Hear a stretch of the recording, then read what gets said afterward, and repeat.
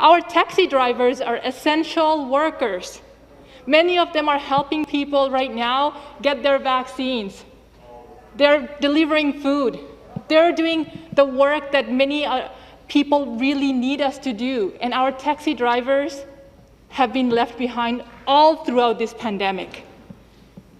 They have lost significant amount of income during this pandemic, if not all income. I can't even imagine for many of the uncles in my community who are taxi drivers, who have health conditions, for them, it was all of the income loss. They didn't have any support. They didn't qualify for anything. And those who are still trying to be out there risking their lives, many of them received zero support. While some qualified, some didn't. With complete arbitrary decision-making, Mr. Speaker. So I'm asking this House, what was the logic behind that? Why did some taxi drivers qualify while others didn't? What is the rationale?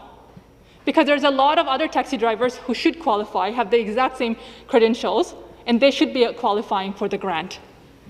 This morning, I listened to Christine Hubbard, the CEO of Back Taxi. And she talked about how her taxi drivers in Back Taxi and many others have been left behind and what's happening with our province. Not only did they not qualify for any support, right now when we look at the list of essential workers, they're not even on phase 2 of vaccine rollout, Mr. Speaker. Forget phase 1, they're not even considered in phase 2 for vaccine rollout. We're talking about people who are out there every single day, risking their lives, and yet our government cannot consider them to be essential workers so these people can get their vaccines? Unbelievable.